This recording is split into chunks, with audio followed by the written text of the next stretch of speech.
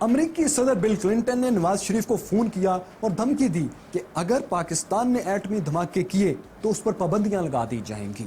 پاکستان کے لیے امریکہ ایک بڑا ایکسپورٹ پارٹنر تھا اور امریکی پابندیاں پاکستان کے لیے بہت معاشی مسائل پیدا کر سکتی ہیں۔ ساتھ ہی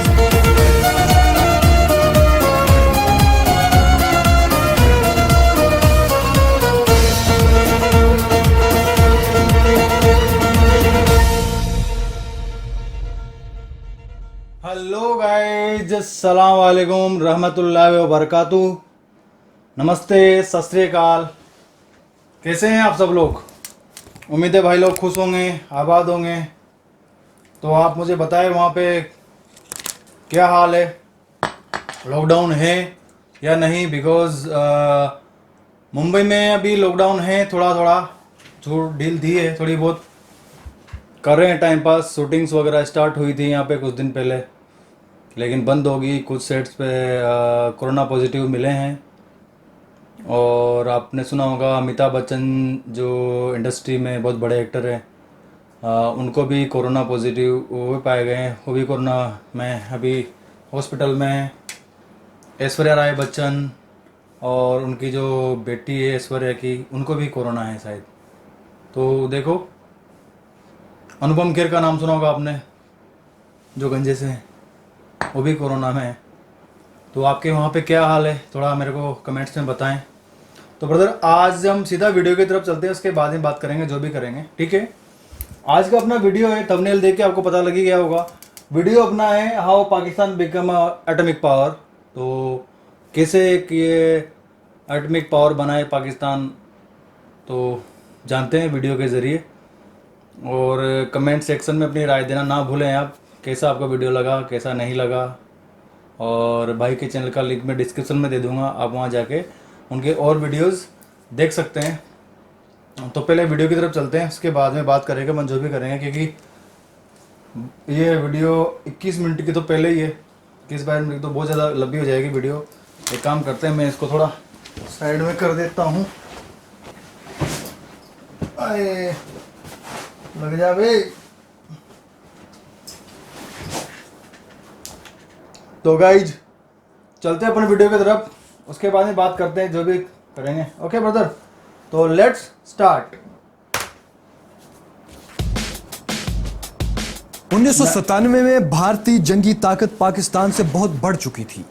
روایتی ہتھیاروں جیسے مشین گنز، توپیں، ٹینکس، ان میں پاکستان اور بھارت کا فرق بڑھتا جا رہا تھا۔ لیکن اب ہوا یہ کہ بھارت نے میزائل ٹیکنالوجی سے بھی خود کو لیس کرنا شروع کر دیا تھا، اور اب اس کے مقابلے کے لیے پاکستان کو بھی غیر روایتی ہتھیاروں کی طرف آنا پڑا، اور اس کے لیے پاکستان بہت پہلے سے تیاری کر رہا تھا۔ لیکن بھارت کے ساتھ میزائل کی دوڑ دونوں ملکوں کو ایٹمی دھماکوں تک لے گئی۔ اس کے پیچھے اصل کہانی کیا تھی؟ امریکہ میں پاکستانی سفیر کو اسرائیلی چیف آف سٹاف نے کیا خفیہ پیغام دیا؟ پاکستان کے طیارے کے اغوا ہونے کی کہانی کیا تھی؟ میں ہوں فیصل وڑائچ، اور دیکھو سنو جانو کی ہسٹری آف پاکستان سیریز میں ہم آپ کو یہی سب دکھائیں گے۔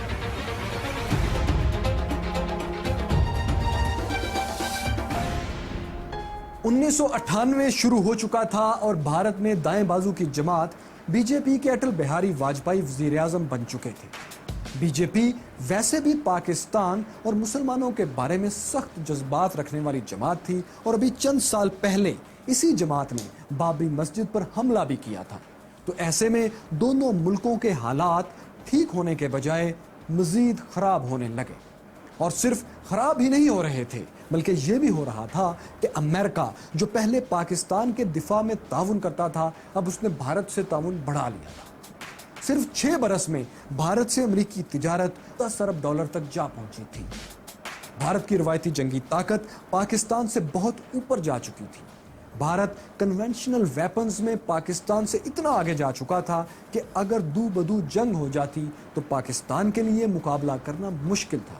وہ اس لیے کہ آن پیپر بھارت کو فوج اور ہتھیاروں کی تعداد میں واضح برتری حاصل تھی۔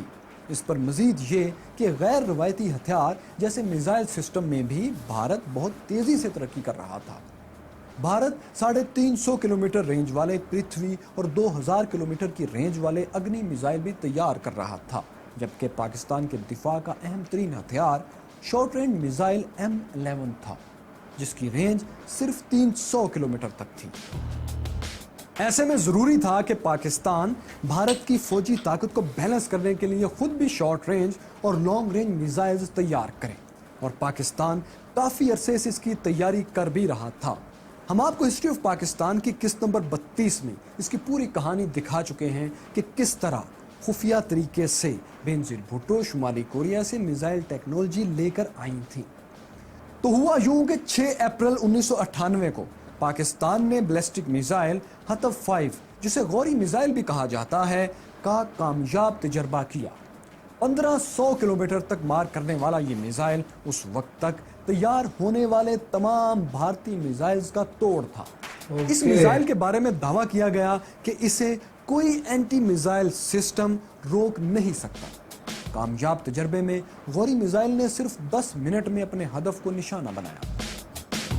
गौरी मिसाइल के तजर्बे के साथ ही भारत के अहम तरीन शहर यानी दारुल हुकूमत दिल्ली, भारत का ट्रेड सेंटर बम्बे, चेन्नई, नागपुर, अहमदाबाद, जलंधर और जैसलमेर समेत कई शहर पाकिस्तानी मिसाइलों की रेंज में आ गए थे।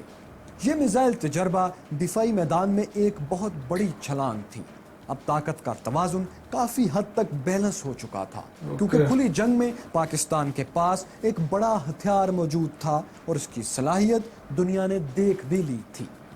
लेकिन भारत एक बड़ा मुल्क और वहां बीजेपी की हुकूमत, वो हुकूमत जो इक़्तिदार में ही पाकिस्तान के खिलाफ मुहिम चलाकर आई थी, ये बात उन्हें कबूल नहीं थी।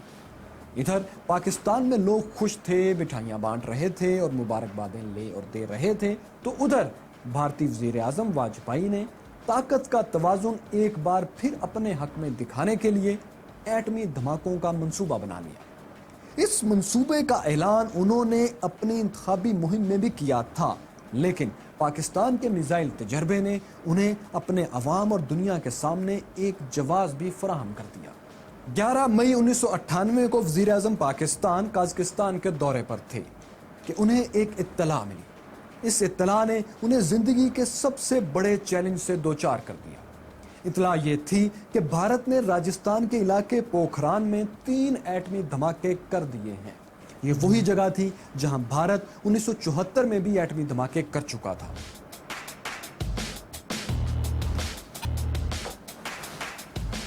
जब भारत ने एटमी धमाके किए तो पाकिस्तान में मुत्तहिदा अरब अमारात के सफारत खाने में उनके यौम दिफा की तकरीब हो रही थी। इस तकरीब में आर्मी चीफ जनरल करामत और एटमी साइंसदान डॉक्टर कदीर भी मौजूद थे। दोनों की मुलाकात हुई। आर्मी चीफ ने कहा, भारतीय धमाकों का जवाब दिया जाए। डॉक्टर कदीर ने जवाब में कहा, हम तैयार हैं। पाकिस्तान में एक आम आदमी से लेकर वजीर आजम और आर्मी चीफ तक सब जवाब भी एटमी धमाकों के लिए तैयार थे, लेकिन इसमें एक मसला भी था, और वो ये कि जिस वक्त भारत ने एटमी धमाके किए, ऐन उन दिनों अमेरिका की क़यादत में दुनिया में एटमी असले से पाक करने की एक मुहिम चलाई जा रही थी। इसलिए पाकिस्तान पहले भारतीय धमाकों पर आलमी रद्देमल का जायजा लेना चाहता था। भारतीय धमाकों के फौरी रद्देमल में यह हुआ कि अमेरिका, बरतानिया, जर्मनी, जापान, न्यूजीलैंड और ऑस्ट्रेलिया यानी तकरीबन तमाम बड़ी आलमी ताकतों ने धमाकों की मजम्मत की। अमेरिका ने तो $12 करोड़ की फौजी इमदाद भी रोक ली। इंटरनेशनल कम्युनिटी समझती थी कि भारत ने धमाके करके एटमी असला ख़त्म करने की कोशिशों को नुकसान पहुंचाया है। जापान जो एटमी हमले सह चुका था, उसके शहरों में मुजाहिरीन सड़कों पर निकल आए और भारत के खिलाफ आवाज़ें उठने लगी। जापान, न्यूजीलैंड, डेनमार्क और ऑस्ट्रेलिया ने भारत से अपने सफीर भी वापस बुला लिए। यही नहीं, बल्कि इन ममालिक ने भारत को दी जाने वाली मिलिट्री और नॉन मिलिट्री इमदाद भी रोक ली। ये सख्त नौइयत की पाबंदियां और शदीद नौइयत का आलमी दबाव था। लेकिन आप हैरान होंगे कि ये सारे दबाव चंद दिन में ही हवा हो गए। वो यूं कि अमेरिका ने $12 करोड़ की मिलिट्री एड तो रोकी, लेकिन जो अमेरिकी इन्वेस्टर्स भारत में $7 अरब की सरमायाकारी करने वाले थे, वो और उनकी इन्वेस्टमेंट वहीं मौजूद रहे। انہوں نے امریکی حکومت پر دباؤ ڈالا کہ بھارت کے خلاف سخت پابندیاں نہ لگائی جائیں کیونکہ اس سے امریکی مفاد ہی کو نقصان پہنچے گا۔ شاید یہی وجہ تھی کہ بھارت نے 2 دن بعد 2 اور ایٹمی تجربات کر لیے۔ یہ سب پاکستان کے لیے بہت مایوس کن تھا، لیکن اس سے بھی زیادہ مایوسی چند دن بعد ہونے والے G8 اجلاس سے ہوئی۔ G8 اجلاس دنیا کی 8 بڑی معاشی طاقتوں کا اجتماع ہوتا تھا جس میں وہ عالمی حالات اور تجارت پر گفتگو کرتے تھے۔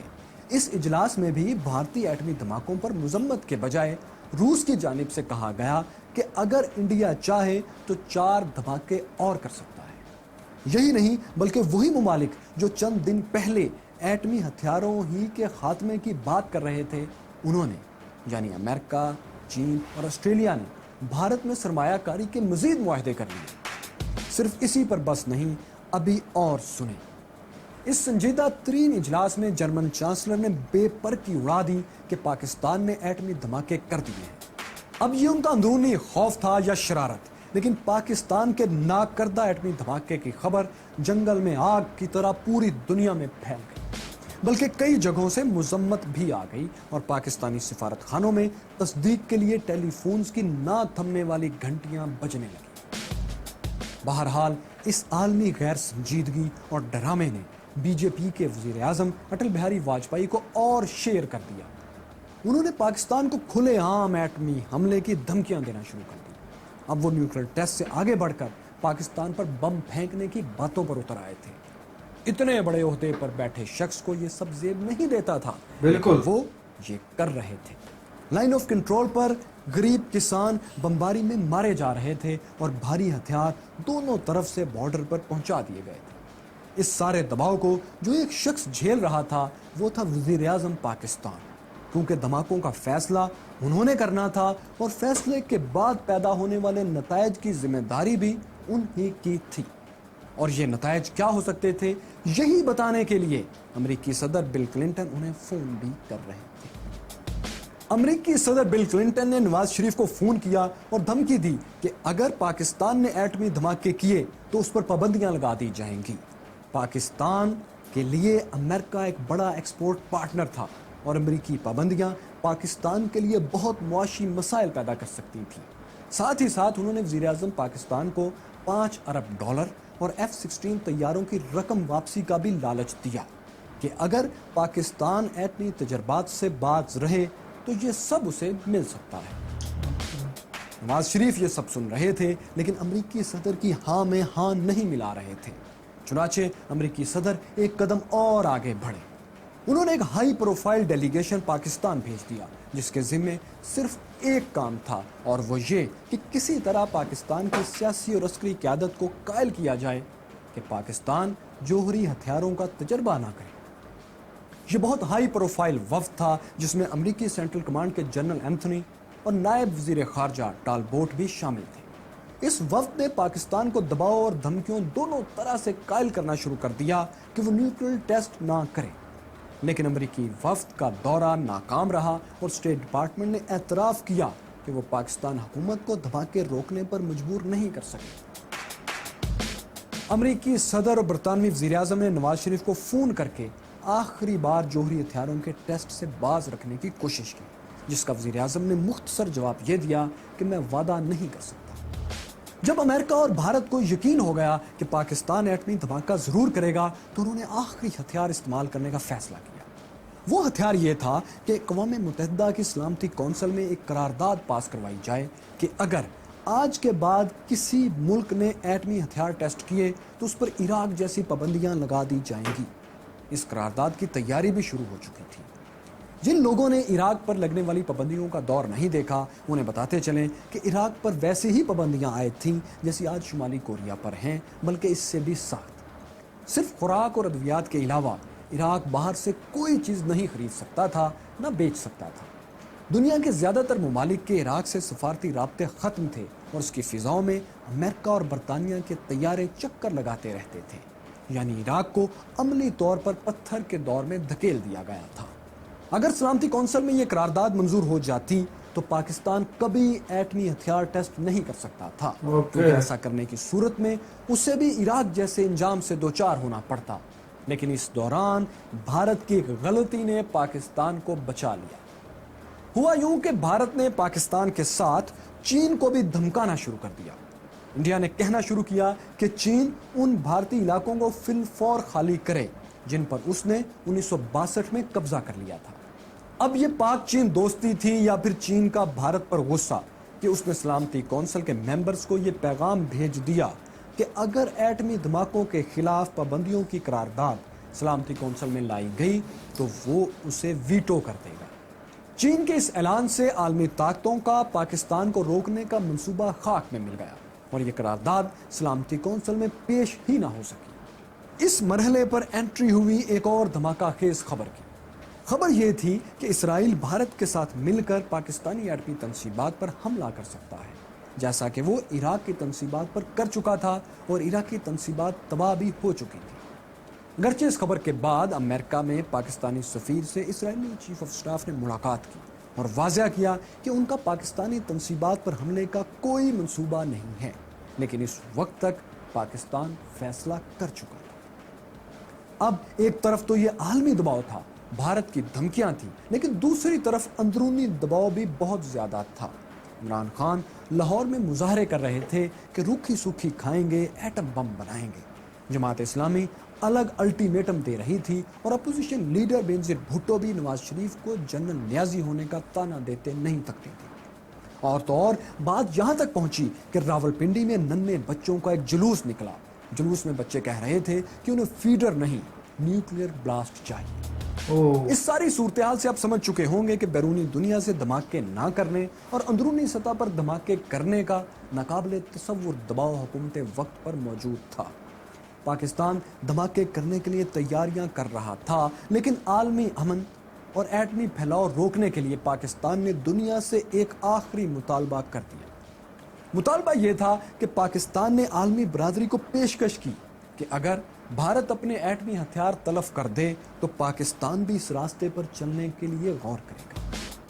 یہ ایک پیشکش تھی جس پر بات چیت کے لیے پاکستان نے آغاز کیا، لیکن یہ صدا بصحرا ثابت ہوئی۔ ان سب باتوں کے درمیان ایران اور افغانستان کے قریب پاکستانی سرحد پر ایک بہت کم آباد اور بے آب و گیا پہاڑی چٹانوں کے درمیان کچھ ایسی نقل و حرکت بھی ہو رہی تھی جس پر امریکی سیٹلائٹس کی گہری نظریں تھیں۔ یہ چاگی کی پہاڑیاں تھیں جنہیں پاکستان نے تقریباً 20 سال پہلے ہی جوہری ٹیسٹ کے لیے منتخب کر لیا تھا۔ یہاں دھماکوں کے لیے 2 لوکیشنز بنائی گئی تھیں اور اب ضروری سامان بھی پہنچا دیا گیا تھا۔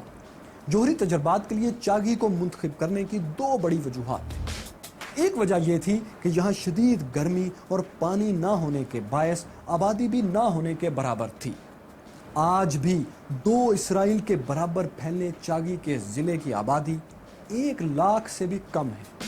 چاگی کے گرد کئی کلومیٹر تک ویسے بھی علاقہ خالی کروا لیا گیا تھا، اس لیے ممکنہ تابکاری سے کسی کے متاثر ہونے کا خدشہ نہیں تھا۔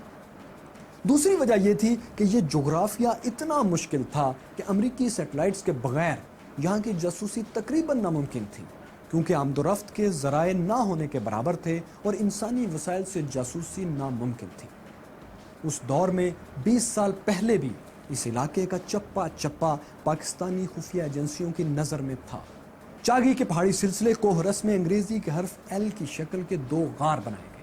اس انداز میں کھدائی کا مقصد یہ تھا کہ تابکاری پہاڑوں سے جلدی باہر نہ نکل سکے۔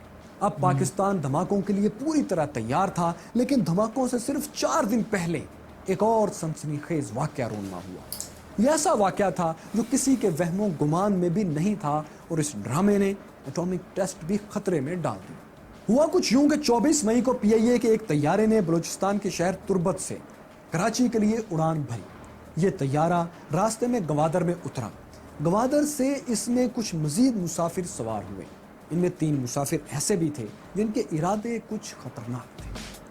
طیارے نے 24 مسافروں اور عملے کے 5 لوگوں کے ساتھ جیسے ہی کراچی کی طرف اڑان بھری، ان مسافروں نے اسلحہ نکال لیا اور طیارے کو یرغمال بنا لیا۔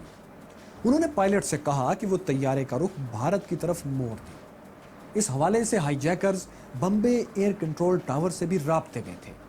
انڈیا نے طیارے کو بمبئی کے قریب ایک علاقے میں اترنے کی اجازت بھی دے دی۔ लेकिन पाकिस्तानी हुकाम हर कीमत पर तैयारे को भारत जाने से रोकना चाहते थे।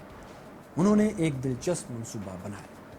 तैयारे का रुख सुबह सिंध के शहर हैदराबाद की तरफ मोड़ दिया गया, लेकिन पायलट्स ने हाईजैकर्स को यही बताया कि वो भारतीय शहर जोधपुर में जा रहे हैं, जहां के हाईजैकर उसे ले जाना चाहते थे। हैदराबाद आया तो हाईजैकर्स इत्मीनान से उसे ही जोधपुर समझकर उतर गए। वहां पाकिस्तानी हुकाम पहले से भारतीय शहरियों के रूप में मौजूद थे।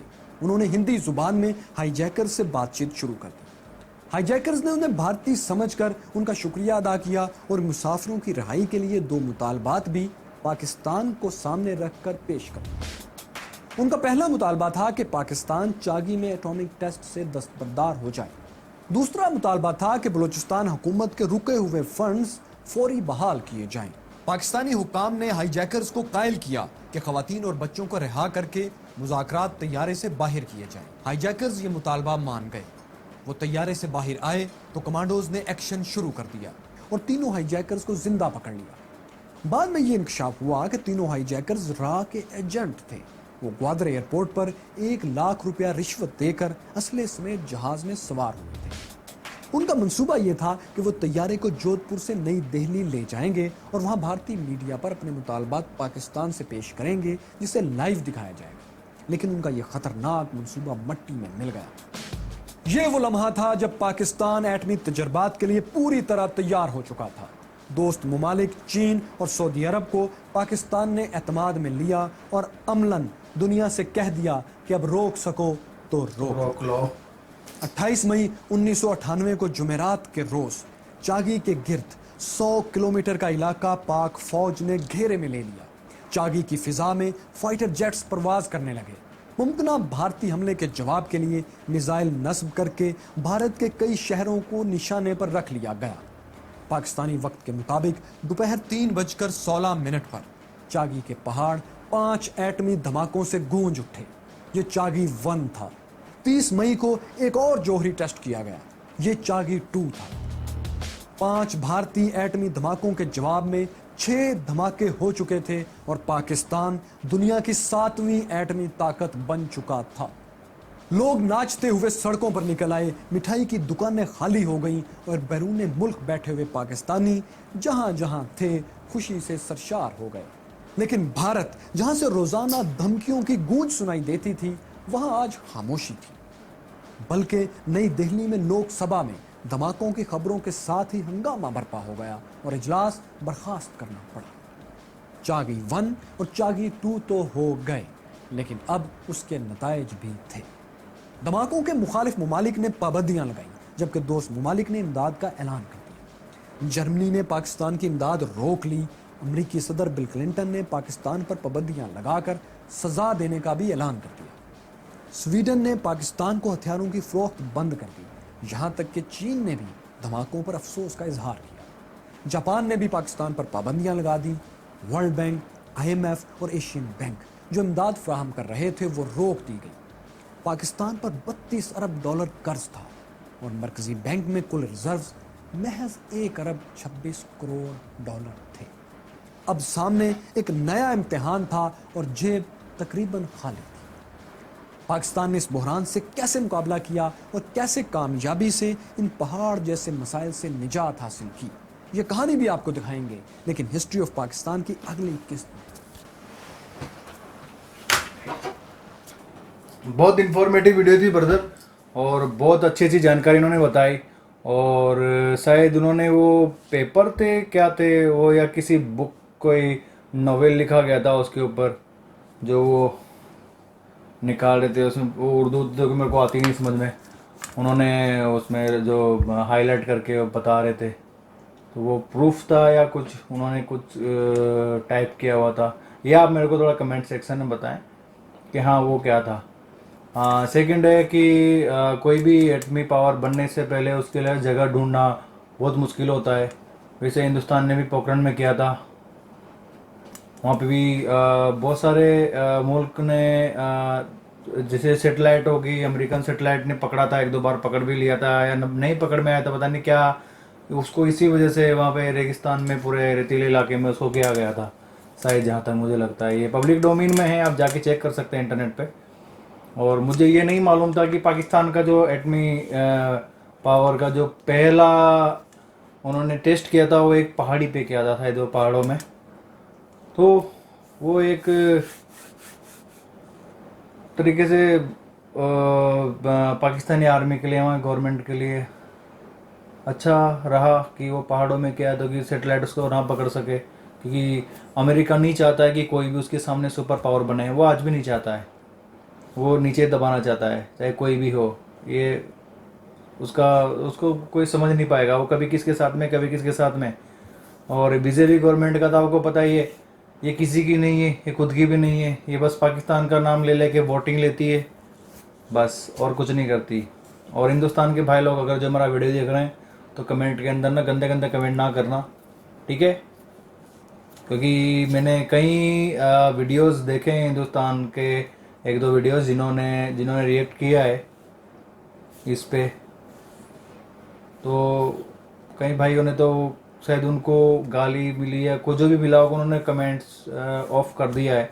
मैं ऑफ नहीं करूँगा मेरा कमेंट्स, क्योंकि पता नहीं कौन क्या किस तरीके का रिएक्ट करेगा। करो, कोई प्रॉब्लम नहीं है, ठीक है?